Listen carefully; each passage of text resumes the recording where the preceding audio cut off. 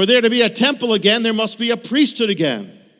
For 2,000 years, the only thing that identified a Kohanim, or a priest, was the tradition passed from father to son, or in some cases, the name. Enter into the last name, into 20th century. Breakthroughs in genetic technology mapping the human gene. For there to be a temple again, there must be a priesthood that has survived. The following is from the New York Times. In an unusual marriage of science and religion, researchers have found biological evidence in support of an ancient belief that certain Jewish men thought to be descendants of the first high priest Aaron, the brother of Moses, share distinctive genetic traits, suggesting that they may indeed be members of a single line that has endured for thousands of years. The men are known as Jewish priests, Kohanim, a designation that since the time of Aaron, 3.3 thousand years ago, has been passed down through the generations from father to son. The only way to become a priest is to be born of one. They differ from the rabbis. This is all New York Times. Though a priest may choose to become a rabbi, historically certain blessings and rituals could only be performed by priests, and some congregations still maintain that.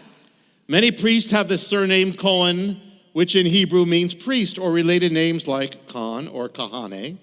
Those with other surnames generally have word names like HaKohen for the priest on their gravestones, sometimes with the image of the hands raised in the characteristic of the gesture of blessing. Even in families where priests no longer perform the traditional religious duties, knowledge of the heritage is often preserved. It was the father's line, nature of the Jewish priesthood that aroused the curiosity of a research team from England, Canada, United States, and Israel, knowing that another bit of a man's identity is passed strictly from father to son, namely the Y chromosome, which carries the gene for maleness. They set out to determine whether that chromosome might carry a special feature that would link the priest to each other and set them apart from other men, confirming the priest's particular line.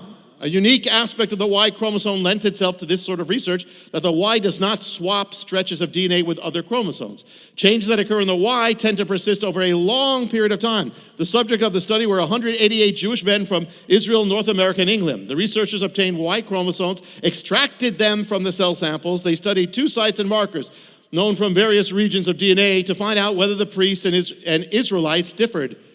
They did. The simplest, most straightforward explanation is that these men have the Y chromosome of Aaron, said Dr. Sorecki, a co-author of the report conducted in Israel. Amazing. DNA. This is after 3.3 thousand years. We have DNA bearing out the Bible, bearing out Aaron existed, for those who are mockers. Because it goes back, when they also looked at it, another point was that it seemed to all point to a man who existed around that time. And so all over the world, it's there, and according we know, it's also part of prophecy, because we know the temple is to be rebuilt and you need the priesthood. DNA has confirmed it. Now let me share my own history or experience with this, but it has everything to do with you, as you will see. At one point, growing up, I don't remember exactly when, my father told me we were of the line of the priests, or the Kohanim.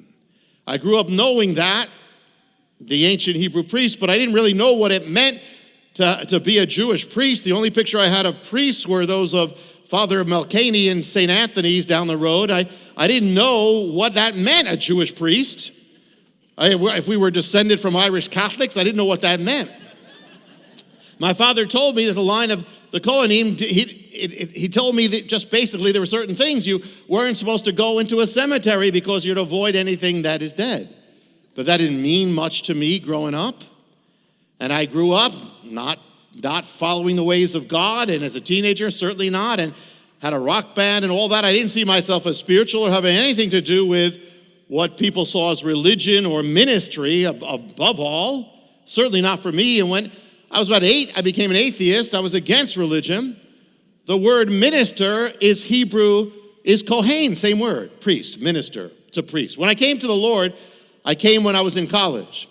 It was very soon after that I was called to go into ministry. I knew it. And then I remember going to a small church, just visiting, and there was a woman there who had been a prostitute before she knew the Lord.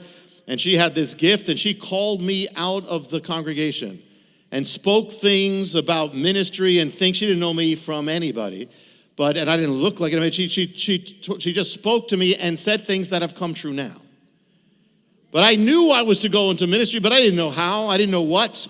And when I graduated college, I searched. I went one day. I went into the city with Jews for Jesus. I said, but that's not what it is for me. And God bless them, but it wasn't my calling. And then I went with ABMJ, which is now called Chosen People. That didn't click. It was a good time. But finally I said, Lord, just give me a job that you would do. And he gave me a job working with disabled children. And I ministered and shared, and it was a humbling thing. It was my preparation for ministry. I led a Bible study and many other things, but that was what God had me to learn of ministry, of serving. You know, many people wait for a ministry in order to minister. Don't wait for a ministry to minister. Minister, and you'll have a ministry. I want to talk about your calling. In Hebrew, the word for minister and ministering, and it's the same word. The priest is simply the one who does ministry. Serve God anyway. Serve God however you know to serve God. Do his will. That's ministry. When you do the will of God, it's ministry in some way. Your ministry can start right now, and nobody can stop that. I mean, we're not trying to stop. We're trying to start ministries with people. I mean, that's the big thing. But you need to start. If you are born again, you need to be ministering. There's no such thing as a laity and a clergy. It's all, you are born again, you are called. To find out how you can receive more of Jonathan's teachings, to receive special free gifts, or get in touch, go to hopeoftheworld.org or call toll-free 1-800-YESHUA-1. That's hopeoftheworld.org or call 1-800-YESHUA-1. That's 1-800-937-4821. You can also get more at Jonathan Cahn's Facebook page or write us direct at Hope of the World, Box 1111, Lodi, New Jersey 07644, USA.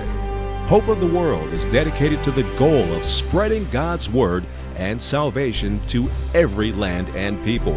We do this by spreading the Word throughout the world and sponsoring compassion projects to the most poor and needy around the earth.